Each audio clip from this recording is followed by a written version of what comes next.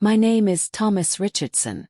I'm 67 now, and for the last few years, I've been haunted by memories that refuse to let go. You see, I lived the first half of my life chasing shadows and ignoring the truths that were always right in front of me.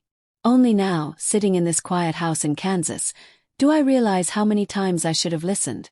How many moments slipped through my fingers like grains of sand because I was too proud, too stubborn, or too blind to pay attention. This story isn't about fame or riches. It's about missed chances, broken relationships, and lessons I wish I'd learned before it was too late. When I was in my 20s, I thought I knew everything. Back then, I believed ambition alone could carry me through life. I was living in Detroit, working in a factory during the day and dreaming about building a company at night. I told myself, family can wait. Friends will understand. Health isn't urgent. I didn't realize I was trading priceless parts of life for the illusion of success. My father, Leonard Richardson, was a humble man. He worked as a school custodian for over 30 years. He always said things like, "Son, don't chase the wind. People matter more than things." Or, "Don't wait to say sorry. You never know when it'll be too late." But I never took him seriously. I saw his life as too simple, too ordinary. I didn't want to be like him. One day he came to visit me. I had just started my own logistics company, a scrappy venture that barely paid the bills, and he showed up with 2 sandwiches and a proud smile. I barely looked up from my phone. "Thanks, Dad. Just leave it on the table," I mumbled. He waited a moment, probably hoping I'd sit down and talk with him like we used to. I didn't. He left quietly.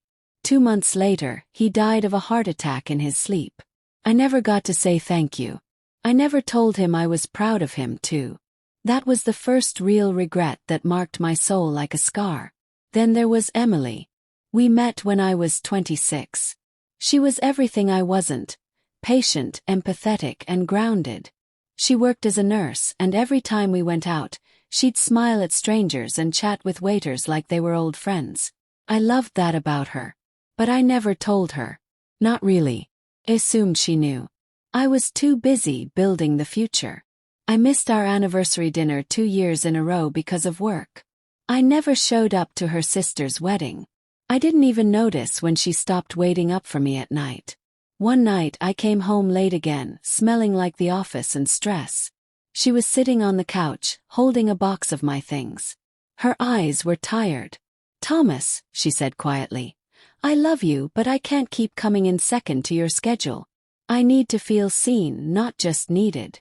And just like that she left. I could have gone after her. Could have changed. But I didn't. I told myself I didn't have time for heartbreak. The company needed me. The next client couldn't wait. That night, I crawled into bed alone and stared at the ceiling, wondering if I had made the right choices. 30 years later, I know I didn't. My company eventually became successful. By the time I was 45, I had 30 employees and an office downtown. But what no one tells you is that money doesn't fill silence, and success doesn't hug you back. I went home every night to an empty house. Birthdays were spent with business partners. Holidays were phone calls, not visits. And my mother, sweet, soft-spoken Martha, died while I was away at a tech convention in Seattle. I had ignored 3 of her calls that week. The voicemail still plays in my head. "Hey, honey, just wanted to hear your voice. I'm not feeling too well today. Call me when you get a chance." I never did. I tried dating again in my 50s. I met a woman named Karen through a mutual friend. She had 2 sons and a quiet strength about her.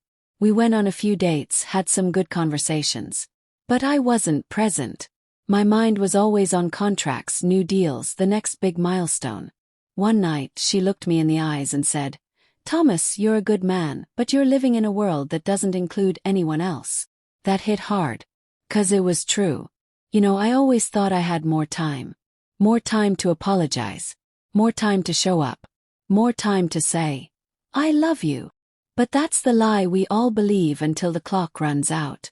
One day I received a letter from Emily. I hadn't heard from her in over 2 decades. She wrote that she was married now with 2 daughters and living in Colorado. I hope you're doing well, she wrote. I often remember how driven you were, and I hope you found what you were looking for. That line stuck with me. Had I found what I was looking for? In truth, I had built an empire of stone but forgot to build a home of love. When I turned 60, I sold the company.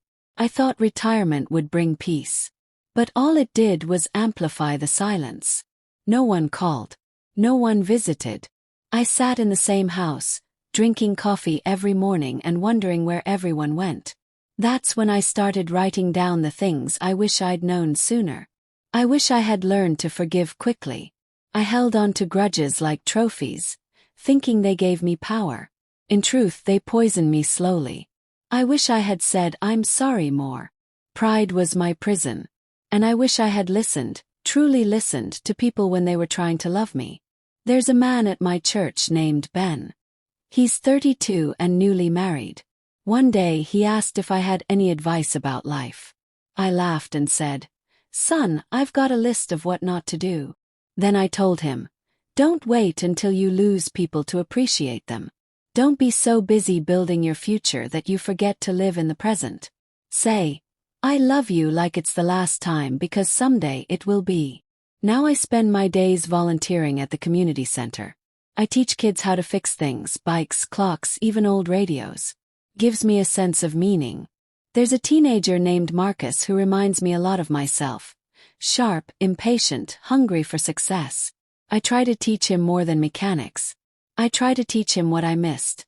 That life isn't just about how far you go, but who's with you when you get there.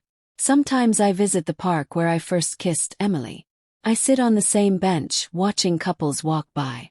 I wonder if she ever brings her daughters here. I hope she's happy. I hope she forgave me, even if I never got the chance to say all the words I meant to. The truth is, I can't go back and change the past. But maybe someone else can hear my story and choose differently. Maybe someone will pick up the phone and call their mom.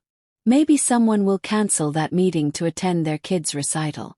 Maybe someone will look into the eyes of the person they love and say, "You matter to me more than anything else." If I could sum it all up, I'd say this. Don't trade what's eternal for what's urgent.